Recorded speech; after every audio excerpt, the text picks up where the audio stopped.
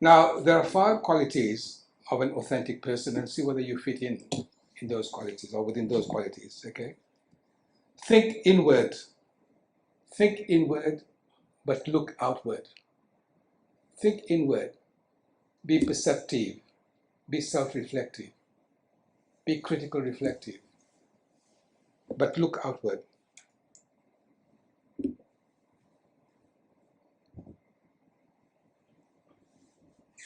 So to act in an authentic manner, you must first give deep thought to what it is that you want to do. Another point is the way you treat people, for example, kindness and respect. 3 things in human life are important. The first is to be kind. The second is to be kind. And the third is to be kind.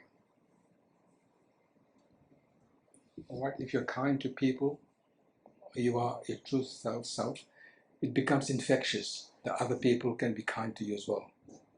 But if you're harsh to people, if you're aggressive, sometimes we say aggression breeds aggression. Bad attitude breeds bad attitude.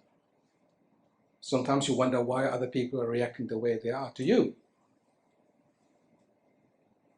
So we need to self-reflect. We need to find out whether it's the way we said something. It's the way we approach that particular person.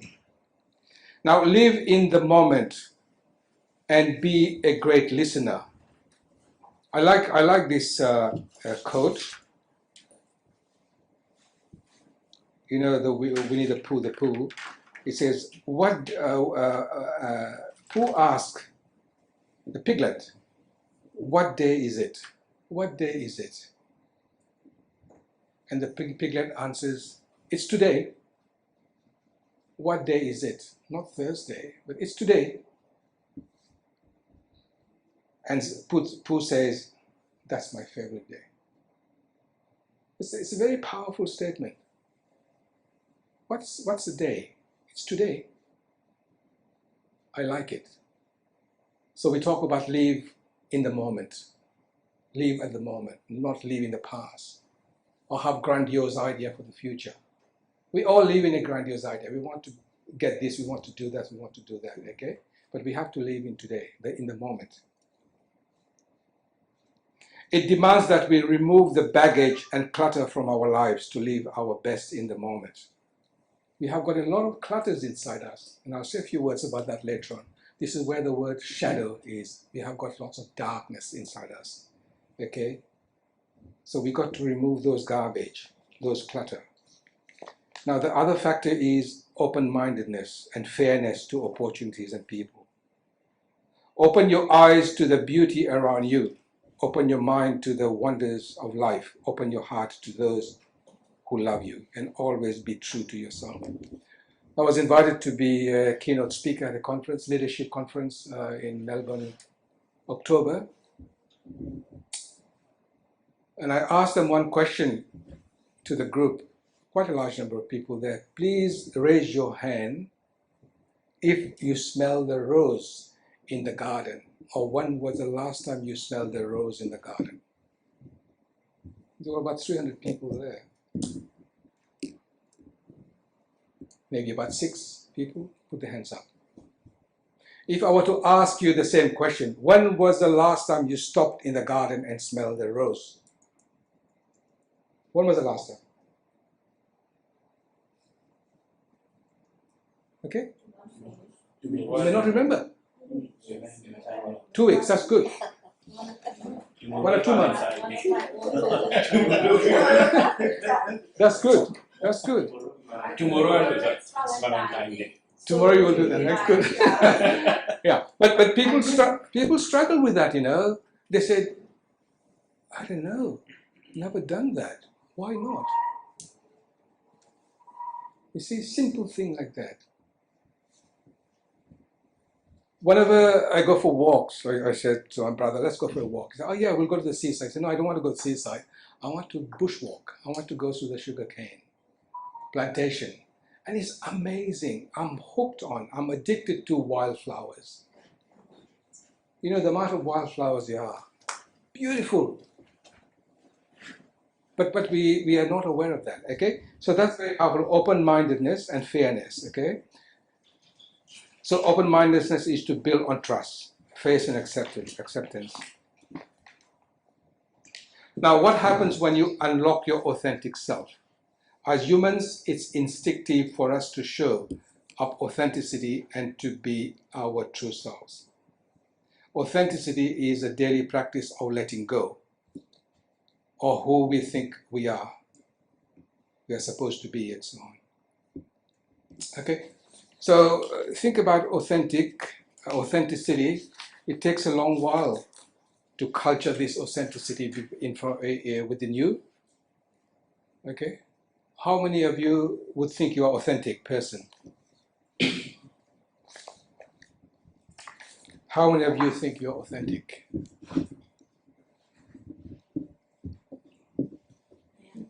Good, good, yeah, good. Fantastic. Thank you. Well, I've got one friend here. I'm authentic too. I feel authentic. I am authentic. I don't pretend to be authentic, but it's just natural. It just comes natural to me. We are too much of a hypocrite. All right. But unfortunately, you're not appreciated when you're your own self. Yeah, but see why they don't appreciate you? Because you are much better. Being authentic means you are fine, you're okay. The other person who doesn't like you is not okay. So what we have is a crabbing effect. If I leave a group of crabs here, what will happen? The moment one crab climbs up the wall, the second one will come in and pull the first one down. And the third one will try to climb up, and the fourth one pull it down. So we live in a crabbing, this sort of society. In Australia, we talk about tall poppy syndrome. You may have heard of that. Have you heard of that? The tall poppy syndrome. Poppy is a flower, beautiful flower. So we have got a field with poppies. Yeah. So if you have got one poppy coming up, you chop it. And that's the nature of our society. You are like a tall poppy. If you're doing well, people will come and chop you. Because you become a competition to those people. If you are climbing up, if you're doing well, they will pull you down. So when they pull you down, they become up. So the third person will pull this person down. And it's a society, it's a terrible society.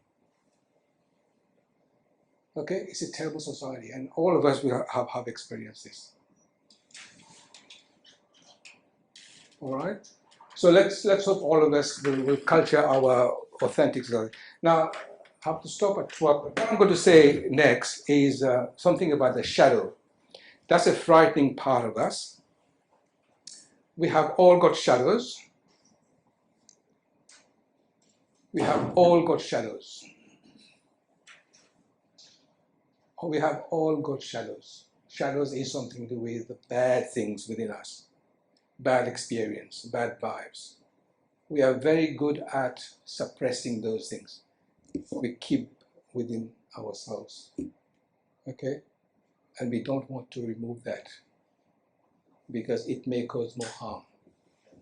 So the longer you keep those bad vibes within yourself, the more trauma, the more damage it can give you, okay?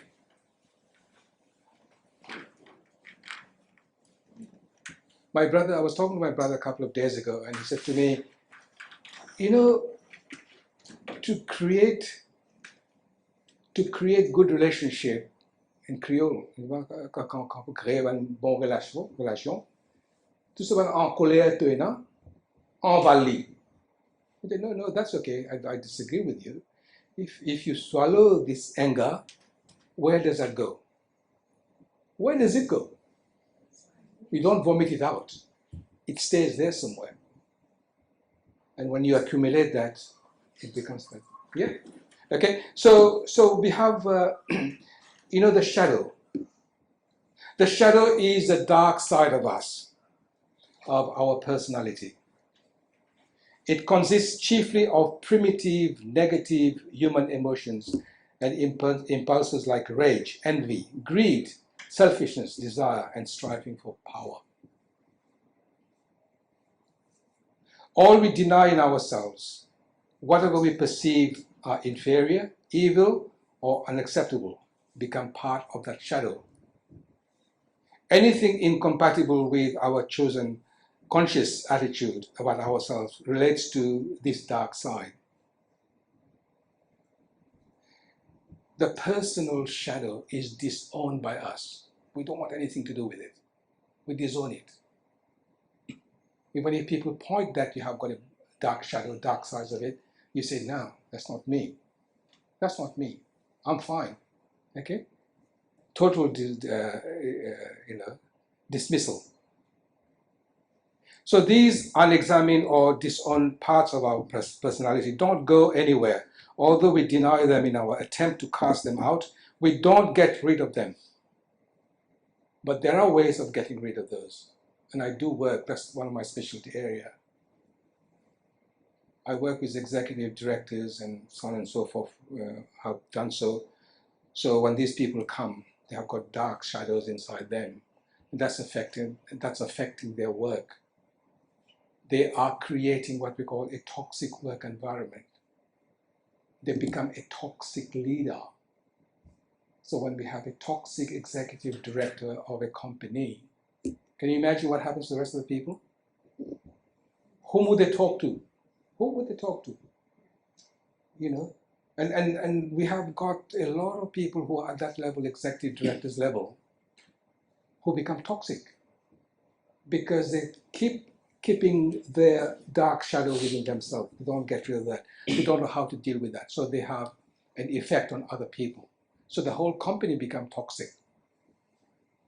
They don't become productive. They become ineffective and so on. I work with them at very high level. Okay? So, may I just interrupt? Sure. You're talking about the dark shadow. How about the aura that the person relates with? So the aura is a positive side and the shadow is a negative side? Yeah, the aura. The aura, sometimes we talk about intuition. Okay, sometimes we have an aura, we have an understanding, we have an intuition of doing things, okay? The shadow is more of a dark thing, negative thing. Okay, I'll show you that framework in a minute. Okay, I'm just running through it. So there are very many good reasons of getting rid of your shadow. Once you get rid of your shadow, you improve your relationship. Then we generate clearer perceptions. We enhance our energy and physical health. Okay, I put down in red here psychosomatic.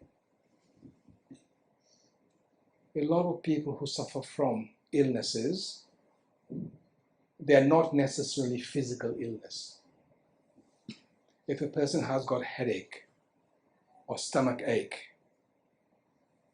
or gastric ulcer or skin rash or asthma or peptic ulcer or ulcerative colitis, these are all physical illnesses, okay? They're not necessarily due to a physical problem. It's due to a psychological problem. So we use terms like psychosomatic. Psycho means psychological.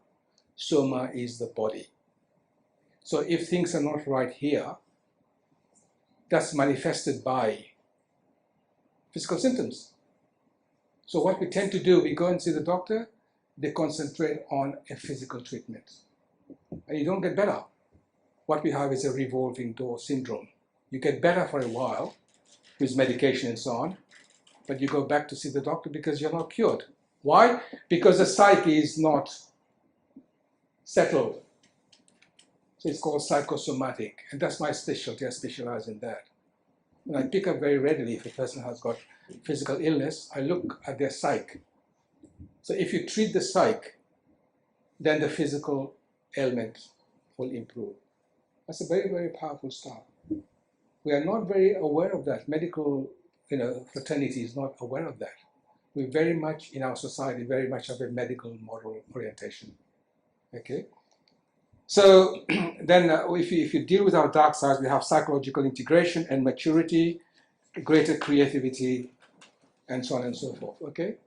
Now, what I'm going to show you quickly is a Johari window. How many of you have heard about the Johari window? Yeah? 1, 2. Okay, Johari window. We all have a window. We are like a window. We're all like a window. All right? So we have the first window, which is the known quadrant, What you know about yourself and others know about you. This is an open self. It's a bit like your home, your house. The best part of your home is your lounge. It's always tidy, it's always clean, it's always receptive. So when you have visitors coming in, you take them to the lounge, it's welcoming and so on. Okay? So you always keep it well. So the open self, it's like the lounge in your house. It's visible. You want to show it to people. Okay? So what you see, you get. That's the true self. Okay? Then we have the hidden quadrant. What you know about yourself that others do not. I know a lot about myself. That's my private self. What I know about myself, you don't. You don't. It's secret, unless I tell you about that. Last time I brought a paper bag, you may remember. I do exercise with a group like this. I ask you to bring a paper bag, and I brief you about this Johari window and other thing, and I ask you to prepare your bag and bring your bag to a class, to a session like this next day. So the bag is you. The bag has got an external part, outside part, and the bag has got an inside part, internal part. Okay, that's you. You have got an external part. What you see, you get. You can't lie about that. But inside part, you don't see. So I ask you to prepare a bag. I ask you to put anything which you want to make it public. Pictures, photos, drawing, any items. Bring it outside the bag. But anything very private, very confidential, put it inside the bag and bring it along. And we have a discussion. Every time I do this exercise, there's at least one third of people, a good 15%, maybe around that, they become very tearful. They become very, very upset. Okay? So when they bring the bag, they're all clutching their bag. I said, bring your bag, but seal it. Everybody brings the bag and clutch it. And I said to the group now, would you like to talk about your bag? No one wants to talk about the bag. Until somebody says, yes, I want to go first. And then they will open the bag slowly and pull it back. When we have one person talk about their bag, they will be very openly talking about items which are outside the bag. Holiday photos, family photos, pets, and so on and so forth, okay? When you ask them to talk about items inside the bag, they'll be very reluctant. Why? Because that's a secret part of it. And most of the secret part are there, dormant for a number of years. I did a workshop with executive directors in Sydney, executive directors, and 2 of them became very tearful in a workshop like this. Because one of them had unresolved matter about his son with drug addiction and so on, okay? And he was not able to deal with that for a long, long while. And this particular workshop created a forum for that person to talk about it. Okay? And then we did some more work afterwards. But I guarantee you, at least 15% of this group here, when I give you that exercise, you will have unresolved matters which you have not dealt with for a long, long while. But the work is done in such a way that it becomes very confidential. I brief the people to say that whatever you discuss here remains here. It's not public knowledge. It's very confidential, very, very private, okay? So this particular paper bag exercise will demonstrate that. we all got a lot of garbage inside. We are very good at suppressing those. But once you get it out, you feel much, much better. Okay. So this one here, it's